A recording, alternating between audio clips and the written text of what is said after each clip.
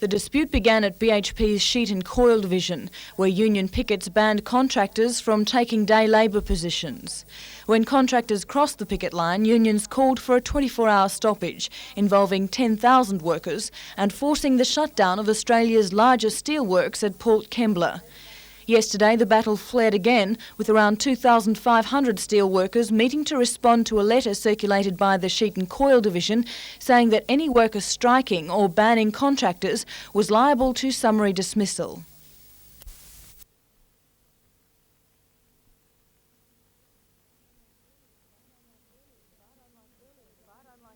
But unlike earlier meetings, union solidarity crumbled, with some workers saying their stand had come too late and the Electrical Trade Union breaking ranks. But a recommendation that the strike continue indefinitely had widespread support among the rest of the members. In the space of 3 weeks, it's estimated BHP will lose more than $30 million because of strike action. And in a surprise move late yesterday, BHP said it would close its No. 4 blast furnace until unions guaranteed reliable production, indicating the gloves are off in this costly and unpredictable struggle.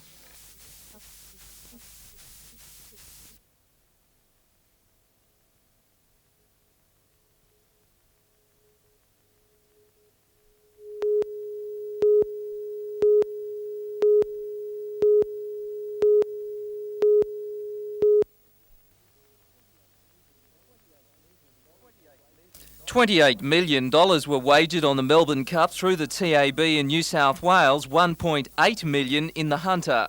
But that figure could have been much higher if not for an embarrassing slip-up at 8 minutes past 3. It appears at this stage as though it was a software problem associated with one of our new bet features, the sweepstake betting. Our experts have been working on that this morning and they're confident they've fixed the problems. Punters at club and pub tabs were hit, as were some regular tab centres outside the Hunter. The pub tabs were quiet today, but yesterday scores of angry race followers missed out on their chance at a fortune. Well, I wasn't very satisfied, considering I would have had something each way on Let's See Low. Yesterday's blue is just one of several pub tab breakdowns. Tab management says it's just the teething problems of a new system. It was unfortunate trouble hit on the biggest racing day of the year. I'd like to take this opportunity of apologising on behalf of the New South Wales TAB to those people who missed out, and also apologising to our pub and club tab operators, obviously, who couldn't process the bets through the day.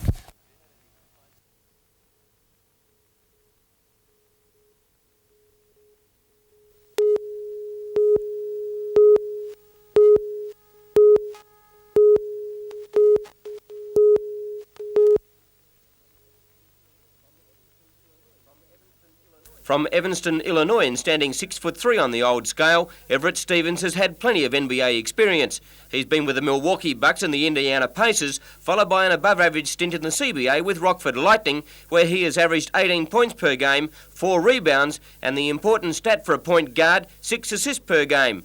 Stevens is no stranger to the Broadmeadow Court, playing here in 1987 with Purdue University. Stevens has heard favourable reports on the NBL. And when I was over here, it was competitive, and I've just been hearing good things about, throughout the years, it's getting better and better, and that's the only thing it can do.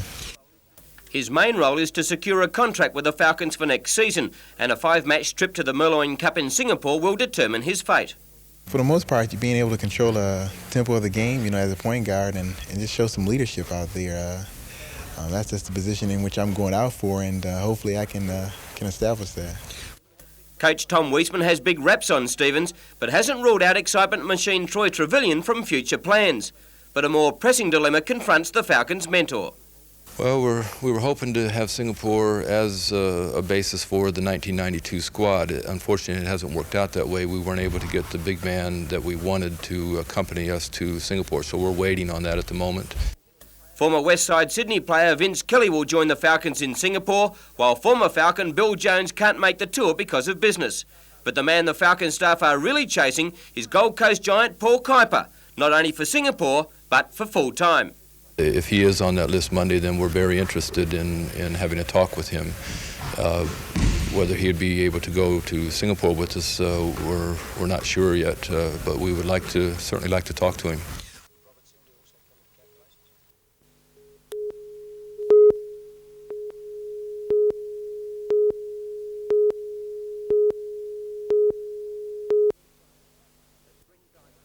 A street-side cafe, a cool carafe and casual conversation, a perfect setting to begin building something that has been missing in the Falcons camp for the past 3 years, unity on and off the court.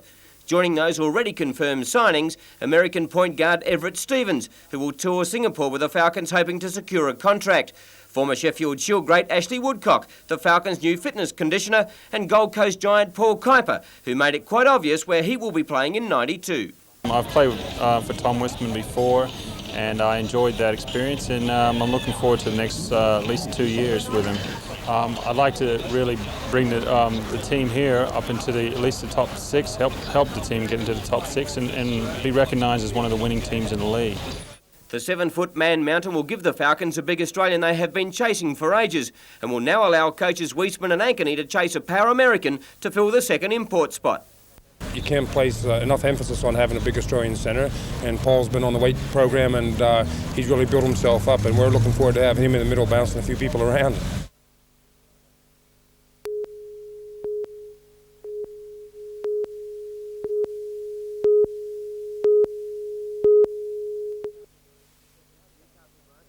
The Newcastle branch of the Surf Lifesaving Association held their first open carnival of the year at Nobby's Beach, and for so early in the season it was well supported. Swimmers and boats had to negotiate a tricky swell, with the Redhead boat crew just shading the good performances of Cooks Hill and Caves Beach. The Open Men's Ironman was a Swansea Belmont Quinella, with Matthew Rees getting the better of clubmate Nathan McGregor, with Redhead Stuart Adams third. Overall, the carnival was won by Swansea Belmont, with Redhead second and Nobby's third. Just around the bend at Bar Beach, the Newcastle Wave Ski Classic got underway, and this year a truly international flavour prevails, with competitors from South Africa, Great Britain and Australia taking part. However, for poor Michael Hadlow, staying upright in the pounding surf was a major tussle, and his aspirations were washed away in spectacular fashion. 48 entries had been received, and they will compete in 5 divisions, with a final set down for tomorrow. At Dora Creek, in much calmer conditions, the Hunter Valley Canoe Club's annual sprint regatta got underway, again with overseas competitors from New Zealand mixing it with the best in Australia. In all, 85 athletes battled over the 1,000 metre course for the right to paddle in the finals tomorrow. Young Newcastle canoers Shane Shushka and Peter Scott, back from excellent tours in Europe, mixed it with the more senior competitors. Anne Wood, who won a bronze medal at the Seoul Olympics in 1988 representing Holland, was a standout performer in the ladies' division. And still on the water, the Belmont 16-foot Sailing Club conducted the first heat of the New South Wales Championships this afternoon, and it was local skipper John Millwood aboard Castrian Holmes who continued his outstanding early season form to blitz the field by 40 seconds and take first honours. Just behind Millwood, Tanko's Turbo Tub, skippered by Dennis Tanko, and then followed Trevor Barnabas and Tuyui. The second heat will be sailed tomorrow.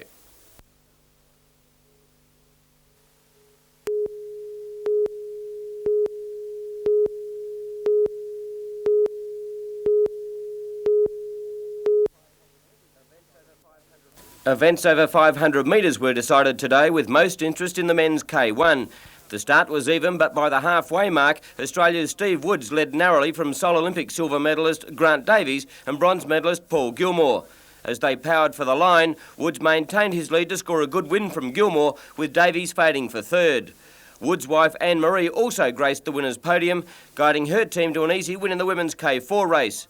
The men's K2 final was a beauty. Davies and Gilmore combined and set a cracking pace, with the New Zealand crew trying to stay in touch.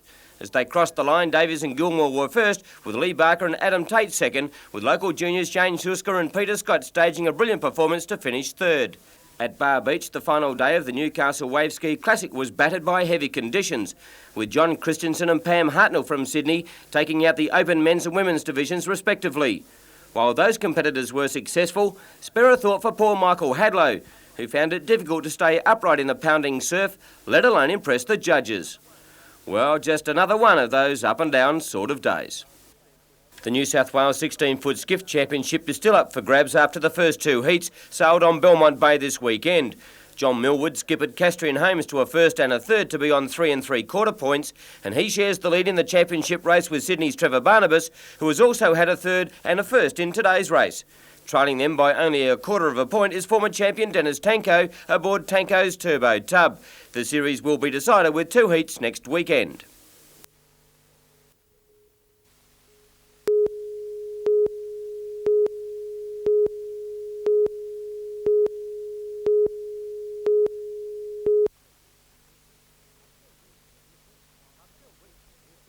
Until recently, this was the care group's headquarters, an old cottage in Kyneton Street in the shadow of the Carl Oval grandstand. But the property became so dilapidated that in October the Department of Community Services would not renew the licence for it to be used as a childcare centre. However, it still has a role to play. The council will now sell the house and the funds will be used to refurbish the new facility. It's this large weatherboard complex beside the Pacific Highway at Belmont North, which offers more accommodation and better access. Everyone can use it. So we're not spending this money on the ladies only. We're spending it on the community, and it can be used for multi-purpose activities. Spokesman for the childcare group, Larry Hafey, said while there had been a long wait, the result is worth it. Well, the ladies are pleased because they at last have a resolution. It's taken 12 months to obtain. They've now got, hopefully, their centre back. They're relocated, they can get their funding back and they can get their licence back. Council also heard last night the arguments for and against the completion of the partly constructed road at Wangi Point. Protesters stopped work, claiming the road is unnecessary and does inestimable harm to the environment. Pro-developers say it will take traffic away from the caravan park, making it safer and more pleasant for holidaymakers. The arguments have been put by both sides, and the aldermen had listened to those points made last night, and now it's up to them to make a decision regarding the destiny of that road. And will that decision definitely be made in a fortnight or not? It will be. Alderman Carley today also launched a Get Fit campaign, enlisting the help of local sports stars to spread the message of better eating and more exercise. As part of it, the Mayor will make himself available each morning for any ratepayer who wants to chew his ear on the run. So any persons in the community who wish to join me, a Whinge and Walk with Doug on 8 o'clock during next week, Monday through Friday, I'll be waiting there for them.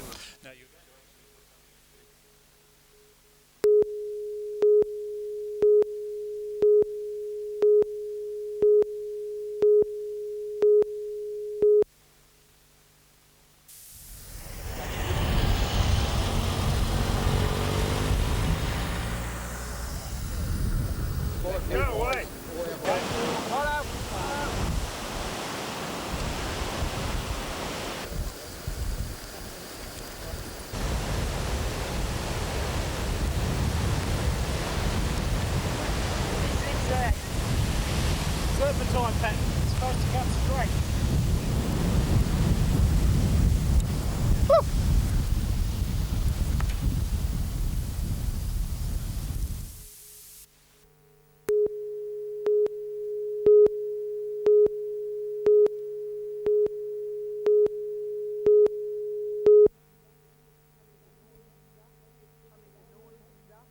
Amid the noise and dust of this busy railway maintenance yard, 5 newborns are being lovingly reared by doting parents. These 3-week-old common brown hawks, or kestrels, have spent their short lives watching the comings and goings at the cleaning shed at the back of the depot. In turn, the workers have been watching them, eagerly following their progress. Each morning I come to work and I come out here and I just observe them and just watch the parents come through and drop off the little mice or whatever. Although the yard seems a world away from their natural environment, they've made themselves perfectly at home. They've adapted to it quite well, considering all the noise that comes out through this part of the shed. And it seems there's no shortage of food. The adults leave the nest briefly to find insects and mice, then wait till the coast is clear before soaring in to feed their brood. And they've actually been providing a valuable service to City Rail. Since they staked out their territory, pigeons have been avoiding the area. There's a lot of species around the place from pigeons, but since the hawks have been here, no, it's been quite well. The hawks will probably learn to fly in the next 2 weeks. Then life at the maintenance shed can return to normal.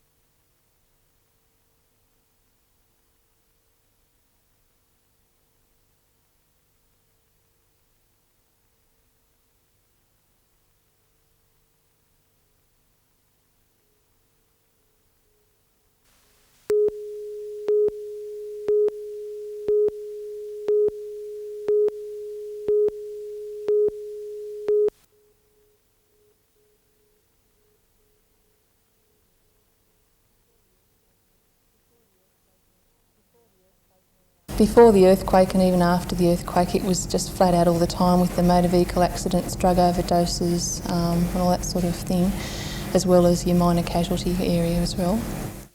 Critically ill patients were brought to the casualty department by chopper and ambulance until March this year. With the opening of the John Hunter Hospital, the service at the Royal was scaled down and ambulances were directed to take emergency patients to the Mater, the John Hunter or Belmont. Well, all the staff here were shocked. We believed that our service would be cut down, but we weren't sort of expecting it to be closed that soon, just scaled down. Marilyn Player Martin was one of the last patients to be treated at casualty. Ironically, she was a nursing sister there in the 70s. I think that a lot of the people in the inner city are quite sad that they have to travel so far. And people from the surfing and these areas, I think they feel that we really need a casualty here. The Health and Research Employees Union believes the health system will be further strained by the closure of the Royal's casualty unit and waiting lists will grow at other hospitals. However, Superintendent Reg Coburn from the ambulance service says the system is running smoothly at this stage. Patients will now be referred to GPs in the city or taken by ambulance to other hospitals. To mark the loss of this once valuable service to the Newcastle and wider Hunter community, the staff at the Royal will hold a wake in the ambulance bay this evening. Jane Anderson, NBN News.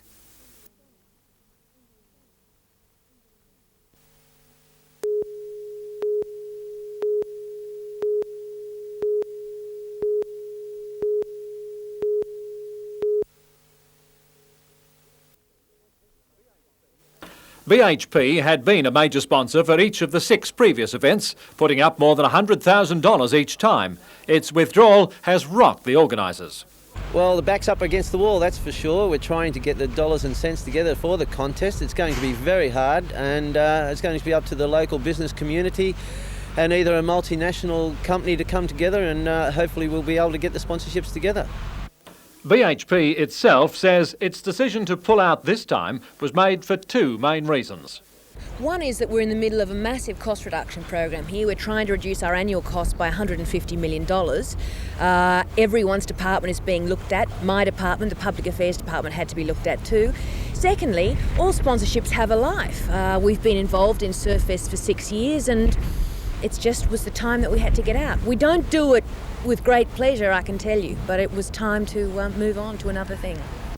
This leaves Surfest struggling, with no other major sponsors in the offing, despite a wide-ranging search. If the event happens at all, it will be greatly reduced in status. We'd have a 4-star qualifying series with a total sponsorship of $140,000 needed for that. That would sort of get us most of the surfers here. I don't know about the top surfers in the world, but we'd have most of the surfers here attending that contest. Newcastle City Council is likely to go ahead with its sponsorship of around $35,000. The Lord Mayor is confident the event will happen in some form. The budget hasn't been resolved this year yet, but the recommendation from the officers is that we remain there. And I think if any of the aldermen were disappointed about that or didn't want to go ahead, they would have voiced their concerns. I think the council will remain a sponsor.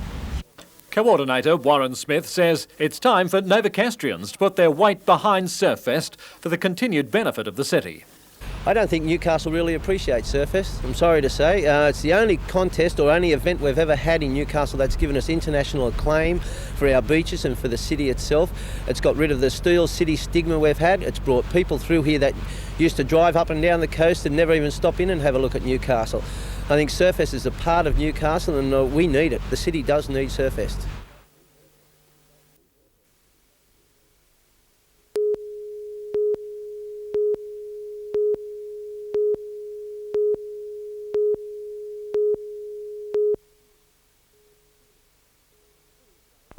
Police say the sedan was forced off the road by a turning truck at about 9:30 this morning. The car ploughed through a traffic signal box, crushing a concrete bus seat and slamming into a wall, to the astonishment of staff in the building. All I heard was the truck screech around the corner and then we heard the crash and that was it, and we heard just all glass flying everywhere. 2 elderly women in the car escaped serious injury, although one was taken to John Hunter Hospital for treatment of a heart condition. Police directed traffic through the busy intersection for most of the morning before the RTA rigged a temporary emergency system in time for this evening's peak hour exodus. A spokesman said it could be some days before the system is fully repaired.